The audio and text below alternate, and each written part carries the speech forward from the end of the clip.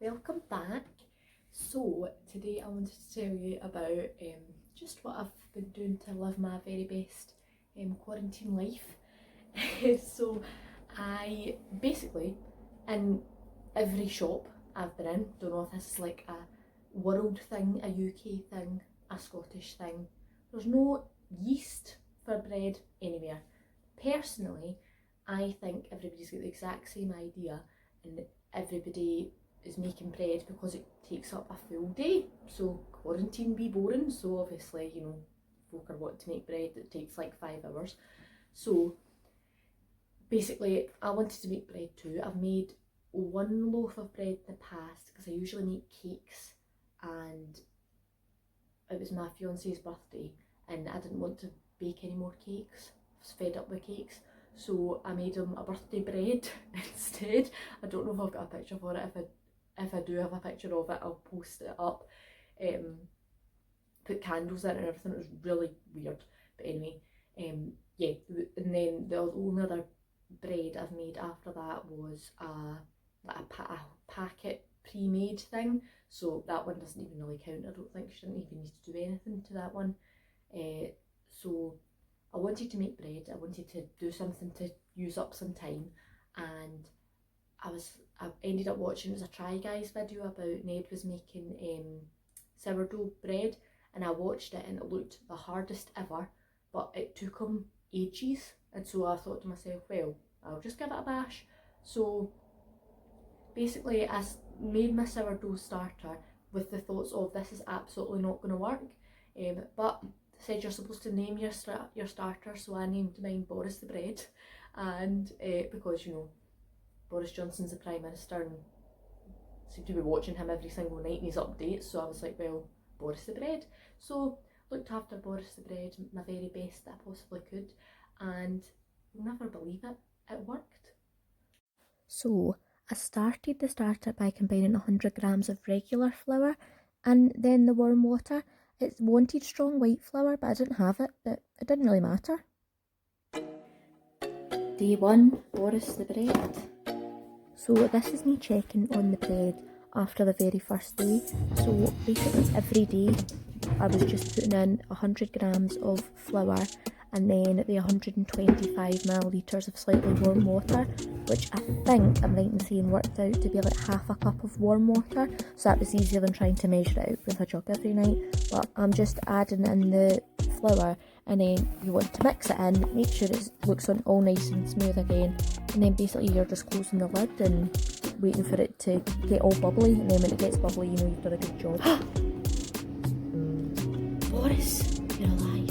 And I repeated the flour and water every night for 7 nights. So this is me just checking it up on the last day. As you can see, there's lots of bubbles in it by this point, which I was really surprised at. The bubbles started forming about the 3rd day or so.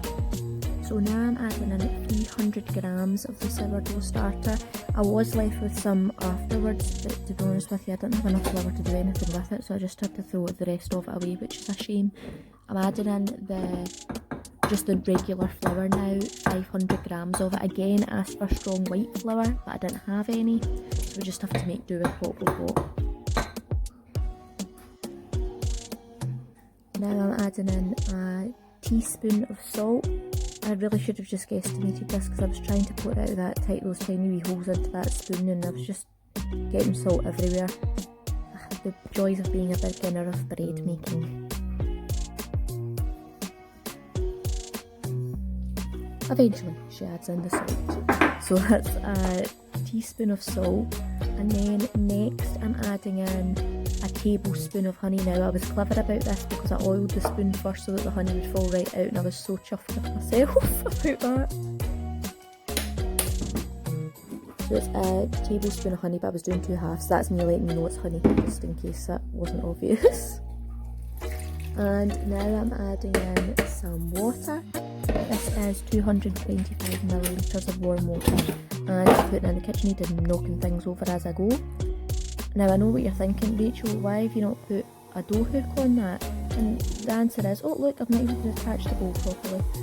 The answer is that I've lost the dough hook for my KitchenAid, so that was clever, which led me to having to knead the dough by hand. So here we are. So again, just using regular flour here when I was supposed to use strong white flour, and I'm trying to get the dough out, but it's stuck, and I just stuck on nails before I did that. My question to you is why? Would I do that? I should have waited, but I just couldn't because the nails were too nice. I'll link the Instagram page that I got them from underneath, and I'll link the recipe for this too, but I'm eventually getting all the dough out onto the table now, and then you're supposed to knead it for 10 minutes until it's soft and elasticy. If you've not lost your dough hook at this point, you could have just put it in your KitchenAid for 5 minutes and you would have been good to go, but I had to knead it, which to be fair was quite fun and again took up some more time. So I'm just using the heel of my hand, I think that's what it's called, the heel of your hand. I've sped up this footage here because it's just, I don't know why I recorded myself so long just kneading dough. It's the same thing again and again, but you're basically just pushing that part of your hand in and then folding it over and just continue on for 10 minutes. So hopefully you can see from this clip that as I've been kneading it, it's getting a wee bit stretchier and it's looking a wee bit more smooth, and basically that's when you know it's nearly ready. So now I'm just rolling the dough into a ball and putting it in an oiled bowl, just using the one from my KitchenAid. The recipe says that you're supposed to put oiled cling film over the top of it, so what the purpose of that was, I didn't know, but I was going to follow the instructions anyway, and you're leaving it for 3 hours. So if you're wondering what that is, it's a tea towel with flour on it. Apparently that's what it was to go into next. So that's it come out of the well-oiled bowl, and to be honest with you, it didn't rise all that much, so at this point I wasn't feeling great about it, but put it in the floured bowl anyway, put it in the fridge, and I left it in the fridge overnight because I didn't have time to prove it. It was already like 10 at night, so I left it in the fridge all night and then left it out a couple of hours during the daytime just to get warm again. Put in the oven for 40 minutes and look at this! Well, thank you very much for watching this fairly random update.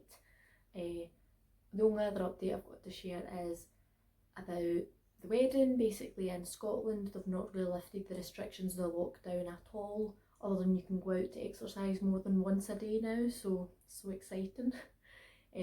But we'll just see what happens. Basically still don't know if I'm going to be able to get married. We've officially rescheduled the party to next year in August, so just need to see what happens. But I hope you enjoyed the success of my bread.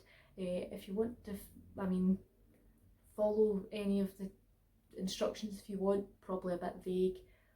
You know, I was absolutely not expecting this bread to work and it did, so do you know what I mean? We're in quarantine, just give it a bash, why not?